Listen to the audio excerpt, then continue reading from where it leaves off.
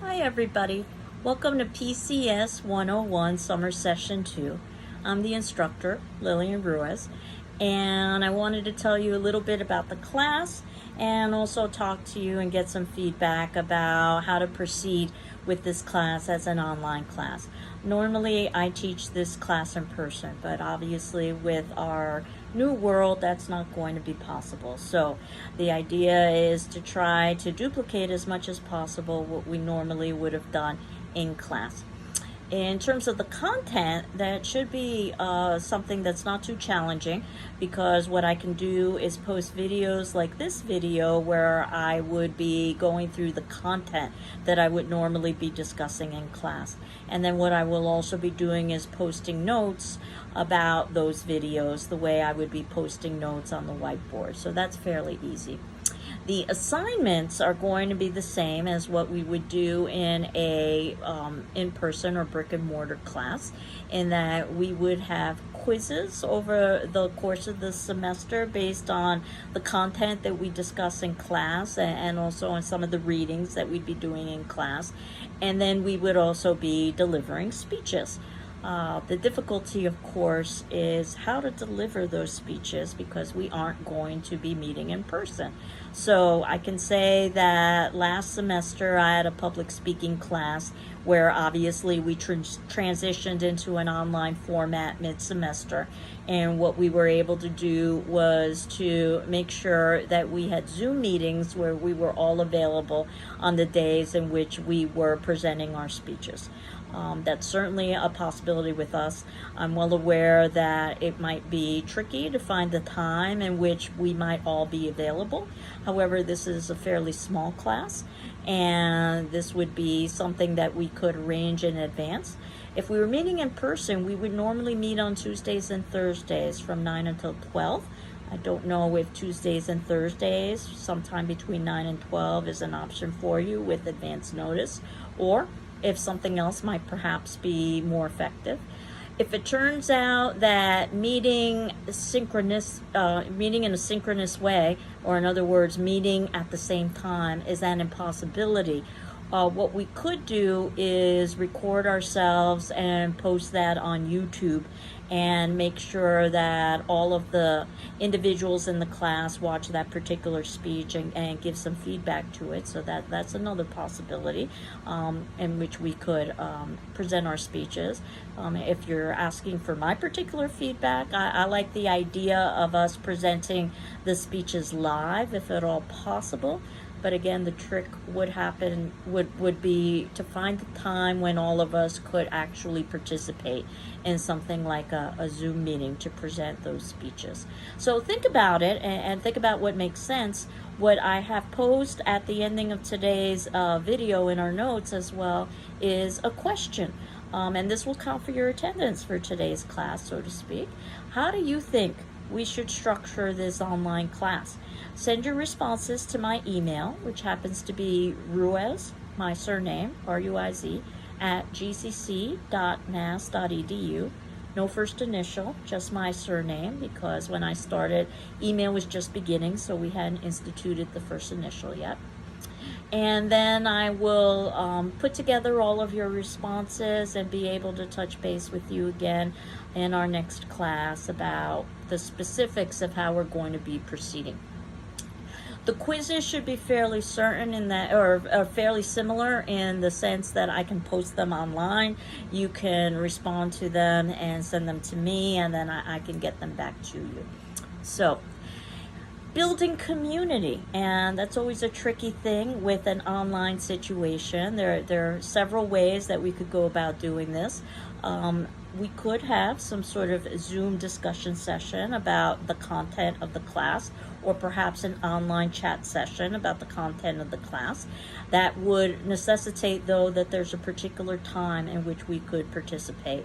That said, I found that at least thus far, students have preferred discussion forums, because that means that they can comment and connect with me and with other classmates, and they don't necessarily have to be available for a particular time. So I would basically give you 24 hours or so for which you could respond to the discussion forum. So that gives you a little bit more wiggle room. And we can also discuss whether or not we wanted to make this kind of online community interaction something that's required, or perhaps something that's optional, or even extra credit. So I can tell you that what I've done with previous classes is that what they found is that they like the idea of optional, they like the idea of extra credit, being able to participate with something like a Zoom, or perhaps with an online chat, and then having the discussion forums be an integrated part of the actual class evaluation. But again, I'm very eager to hear your feedback, and to see perhaps if you have other ideas about how we can proceed. And what I wanted to do was just to briefly review the syllabus, which I've posted on this Moodle site. And you can see that the syllabus is pre-COVID-19. So I wanted to review the syllabus and what we would have normally done.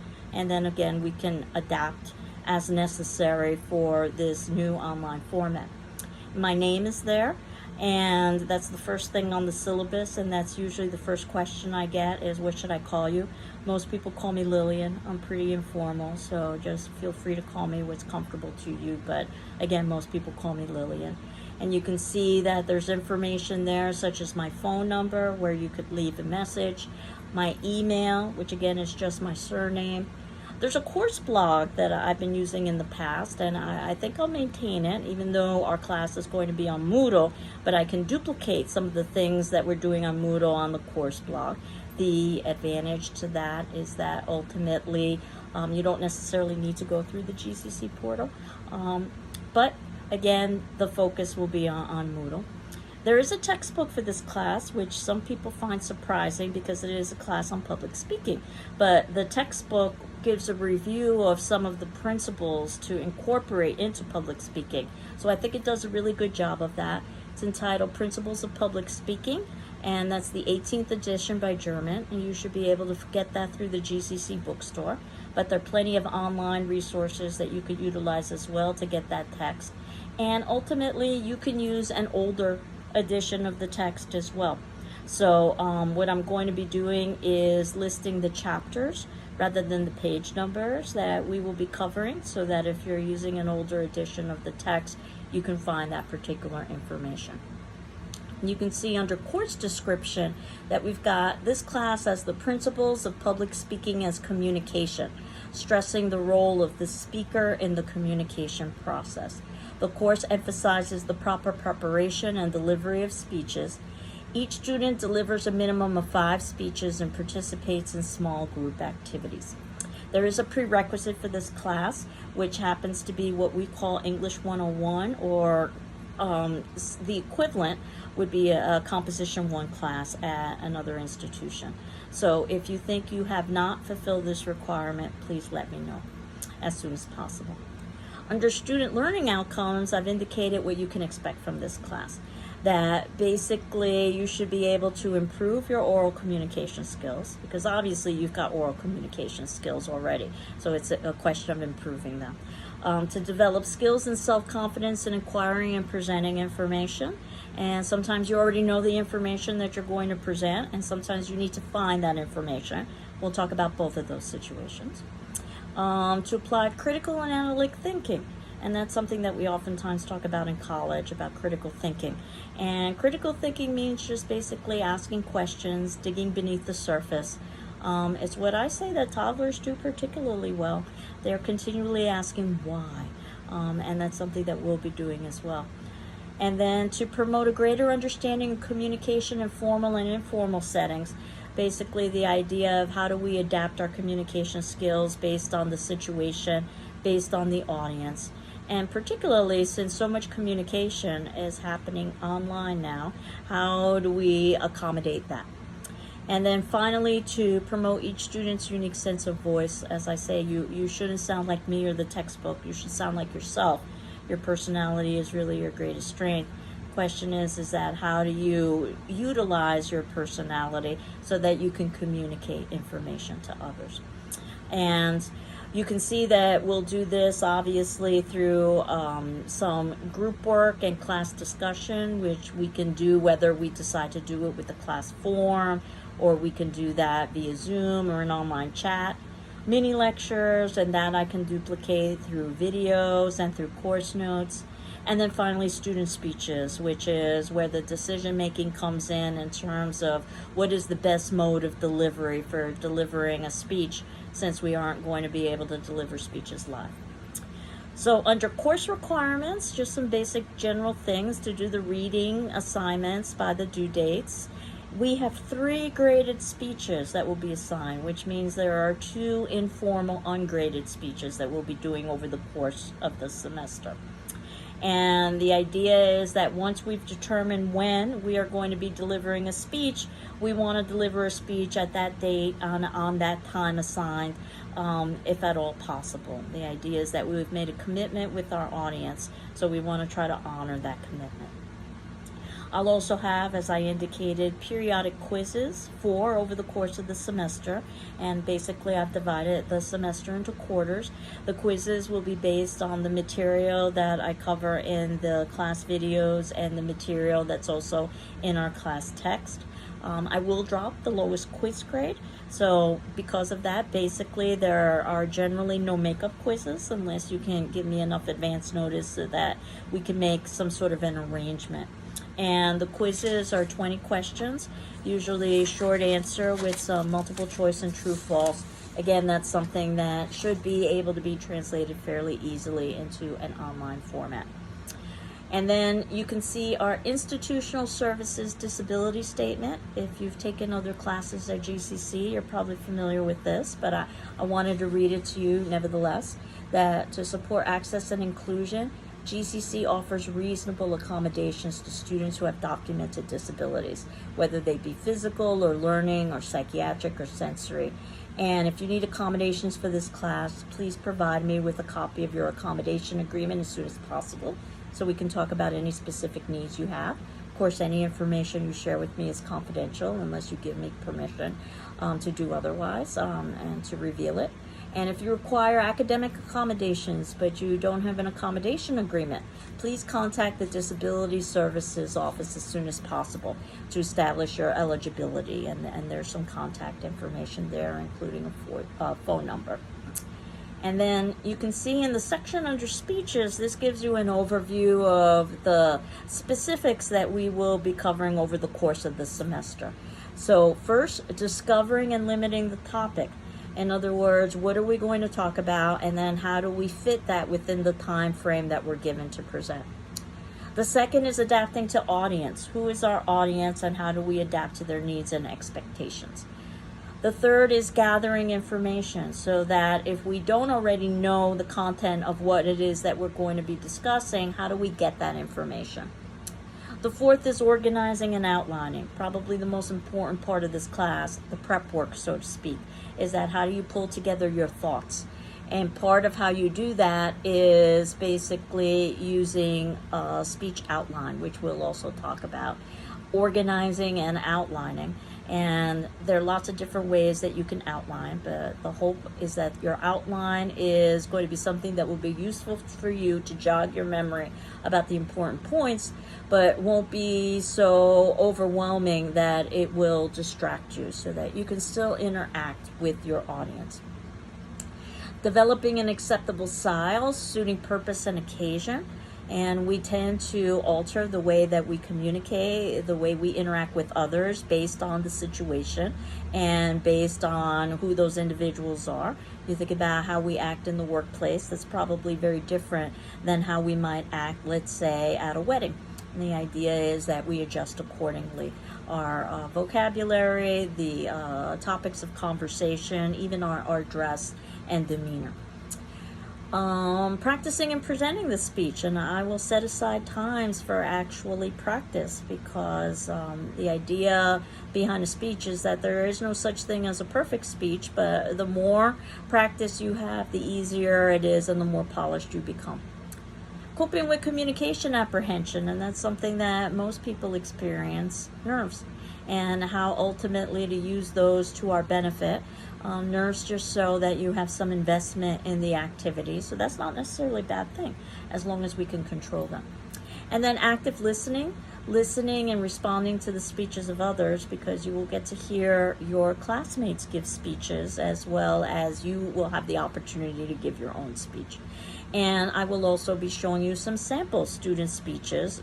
Students are in no way connected to GCC, but these are student speeches that will be similar to the kinds of speeches that you yourself will be delivering, so that you can get an idea of some of the modeling. So the 3 graded speeches that you'll be delivering over the course of the semester. The first is an autobiographical speech. So that's going to be a 5-minute speech in which you present to the audience information about yourself. So we get to talk a little bit about how you're going to decide what it is you're going to share about yourself.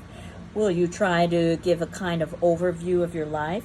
And again, you've got only 5 minutes, so you're going to have to talk about highlights. Would you perhaps prefer to focus on a particular time period or a particular topic in your life in those 5 minutes? There's lots of different ways you can go about doing that. And then our second speech is an informative speech, and that's going to be a 10-minute speech in which you teach us about something. And I usually suggest that you choose a topic that you've already got some knowledge about, just because of the condensed nature of the summer session, so that you don't have to do a whole lot of outside research. But certainly you're free to talk about a topic that you don't really know about if you are willing to invest the time and effort to learn about it. And then finally, your last speech is a 15-minute speech, and that's a persuasive speech where you are going to try to convince your audience to either take an action or take a position or some combination thereof. And we'll talk about guidelines for all 3 of these speeches over the course of the semester.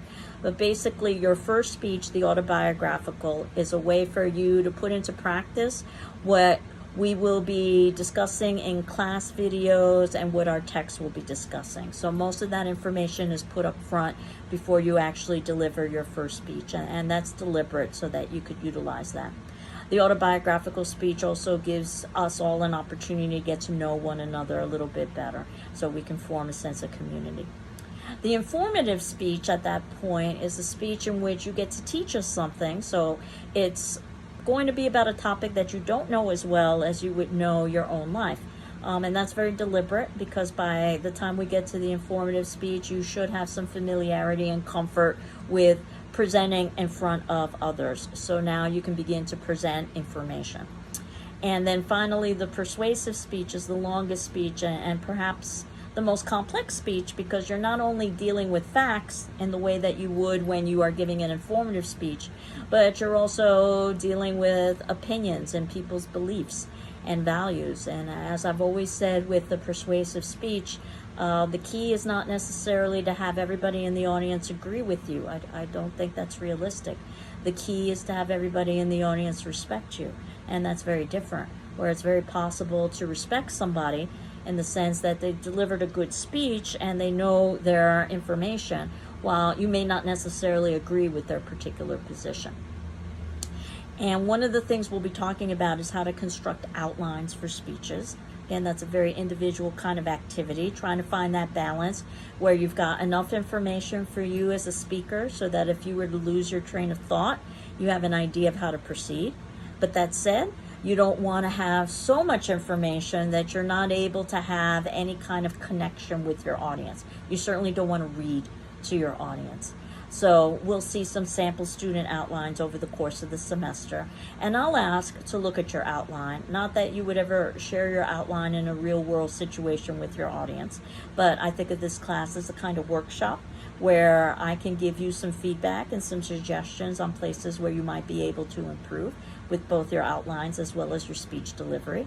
I'll evaluate those outlines in an informal way, with a plus being excellent and a good being a check plus, a satisfactory being a check. And that's where most of the grades fall, though there is a less than satisfactory and unsatisfactory.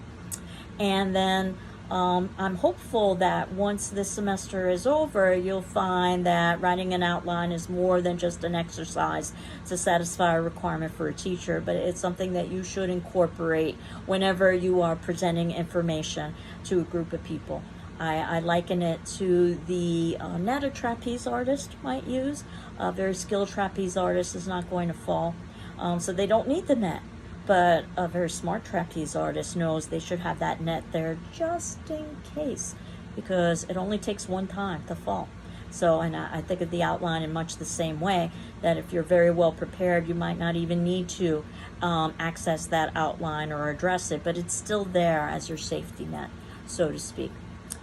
Now, the one speech that probably is going to be the most useful speech for you to view is the speech that you yourselves deliver. So I always encourage individuals to record themselves when they are delivering their speech. The recording is the easy part. The difficult part is watching the recording. I'm very well aware watching yourself and hearing yourself can be difficult. So I'm not above offering you a little bit of an incentive to go ahead to do that. It's not a requirement that you record your speeches and watch them. But if you are willing to record your speech and watch it and then do a very short write-up, a short critique of what you saw in that speech, your strengths and weaknesses when you delivered that speech, I can give you 5 extra credit quiz points. And if you'll remember, I indicated that the quizzes are 20 questions, and there are 4 quizzes over the course of the semester, and I dropped the lowest quiz grade. But if you wanted a little bit of extra credit on the quizzes, that's one of the ways you could go about it. But I'm hopeful that all of you will record at least one of your speeches over the course of the semester and view it, because it's an incredible learning exercise to be able to see yourself and hear yourself deliver a speech.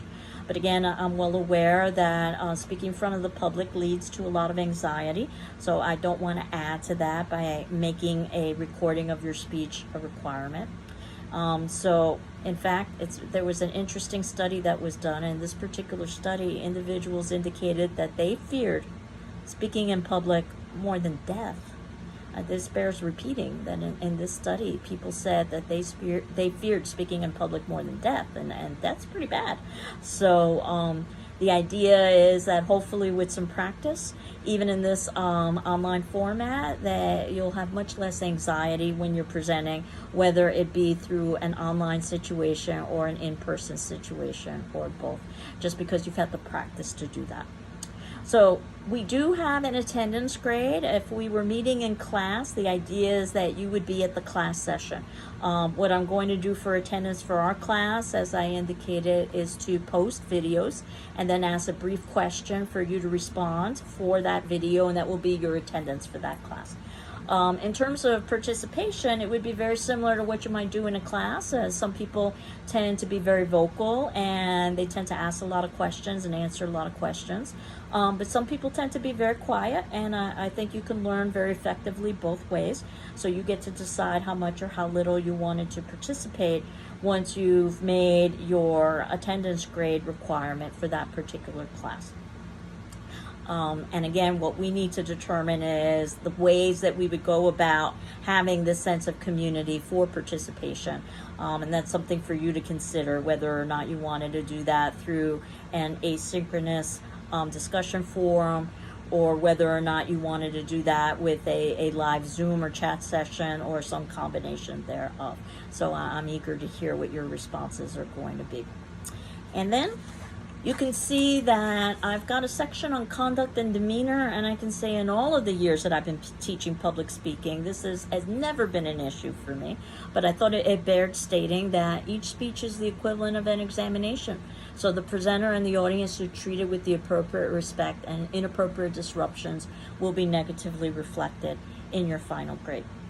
So I'm going to skip that section, which has never been a problem with public speaking, or honestly with any of the classes that I've taught. I also teach English classes and media classes, but public speaking is a little bit different than those particular classes because obviously you are interacting with the public.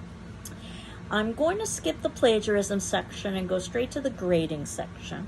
And you can see that 10% of your grading is participation, which basically would be you're watching the videos and reading the class notes and responding to the class question. And then also any kind of activities or assignments that you decided you wanted to engage in through Zoom or with additional comments through online forums. So that's 10%. And then 10% are those outlines that you will be submitting for all 3 of your speeches. And over the course of the semester, we will be talking about those outlines. Speech number 1 is your first graded speech, that 5-minute autobiographical speech, and that's 20%. One of the things we'll be talking about is, again, trying to fit into the time limit, which is usually somewhat challenging, not going under or not going over. And then your second speech is also 20%, and that's your 10-minute informative speech where you get to teach us something. For this particular speech, I'm going to ask you to use some sort of audio or visual. Certainly, you're free to use an audio or visual for your first speech, but I didn't want you to be overwhelmed with your first speech and feel that that was yet one more thing you had to do. And again, we can talk about how we would adapt using audio visuals in whatever way we determine as a class is best for us to deliver our speeches, whether it be through a live Zoom format or whether it be through a pre-recorded posting onto YouTube or something else that you might come up with. Speech 3, also 20%, and speech 3 is your 15-minute persuasive speech. And then finally, your quizzes, all 4 quizzes, 20%. After I've dropped your lowest quiz grade and I've added any extra credit, you can elect to record and comment on all 3 of your speeches, which means that if you acquire 5 points of extra credit for each speech, you can acquire a total of 15 points extra credit on your quizzes after I've dropped the lowest quiz grade. For an A, excellent, B, good, C, satisfactory. And as I tell students, you shouldn't be thinking about the lower grades, especially on the first day of class. And then you can see that I've posted a course outline, and what I've done is that I've posted what we would have been doing if we were meeting in person. And again, our class would have been meeting on Tuesdays and Thursdays from 9 to 12. So our first class would have been on Tuesday, actually, and the 14th of July, and that would be my introduction, where I would review the syllabus and tell you a little bit about myself. In other words, what we're doing now. So what I've got on the 16th is a reading day. So that's a day for you to be able to get your books and to be able to get ahead of the reading. This will be a day in which I will post on the 16th the feedback that I've gotten from you about how to proceed with our online class so that we've got some more specifics. And then we can see that in week 2, we begin the class in earnest, and the beginning of the class is focused on the material that's covered in the textbook. Chapter 1, talking about speech in higher education. Chapter 2, how to get started with writing a speech and preparing for a speech. And Chapter 3, critical listening to the speeches of others. And that's what we'll talk about on the 21st, on Tuesday. And then on the 23rd, we'll talk about Chapter 7, organizing and outlining your speech. So this is where we could talk about the specifics of outlining. Chapter 8, beginning and ending speeches. And we'll talk a little bit about the specific importance of the beginning and the ending of a speech. And then Chapter 9, language, wording your speech, where certainly you're not going to be able to be as precise in the way that you would be if you were writing a paper. You want to be more spontaneous than that, but you still want to be able to communicate your message to the audience. And then in week 3, you can see that once again we've got 3 chapters. The first, Chapter 10, delivering your speech. Then Chapter 4, public speaking and cultural challenges. And finally, Chapter 5, understanding your audience. So that's really the bulk of the textbook. And then we go to July 30th, and that's when we have our first quiz, not necessarily on all of the information that we would have covered, but on chapters 1 through 3, speech in higher ed, getting started, and critical listening, as well as Chapter 7, organizing and outlining, and Chapter 8, beginning and ending speeches. So the other chapters will be reserved for future quizzes. And you can see that that's also a time where we can have a practice session. So we can make arrangements on how we could go about delivering our speeches to each other and or to me. My practice sessions are always voluntary, so it isn't something that you would need to necessarily participate in, though I encourage you to do so. And then we would actually, if all goes well, be delivering our first speech, the autobiographical speech, on August 4th. So by that point, we would have determined a speaking order and a way in which we would be presenting our speeches. And then after that, you can see that what's left with the textbook information are pieces that would be useful for upcoming speeches. So on the 6th of August, we will talk about Chapter 6 in the textbook, which is finding and using supporting material. Chapter 11 in the textbook, which is using visual media. And Chapter 12 in the textbook, which is speeches to inform. Because at that point, you'll be getting ready for your informative speech, where you will be required to use some sort of audio visual. You won't be required to use any kind of outside materials, though many of you might decide to use outside resources if you don't necessarily have as much knowledge about the topic that you will be presenting. You will, however, have to use outside resources for your third and final speech, the persuasive speech. So I thought better to talk about finding and using supporting materials sooner rather than later, just in case you wanted to use supporting materials for your second speech, but you're not required to for that informative speech. You're only required to for your third and final speech, the persuasive speech.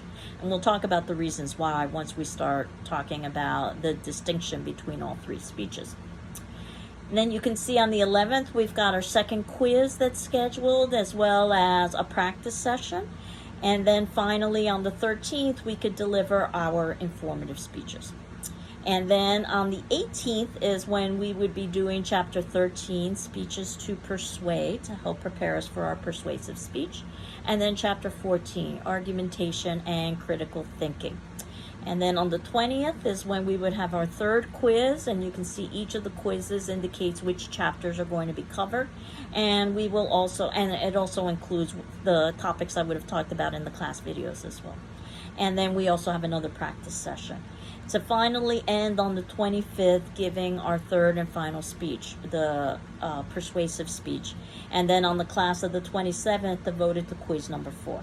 So that's the way we would have done it if we were meeting in class, and I'm thinking that it'll be very similar in an online format, and we'll make whatever adjustments necessary based on how we decide to proceed with the online format. So I hope you're well. I'm doing well. Again, thank you for taking a class during this incredibly challenging time, but I very much look forward to building a sense of community with you and being able to talk about public speaking. So on Thursday morning, I will have more information about how we will proceed online. Take care. Bye-bye.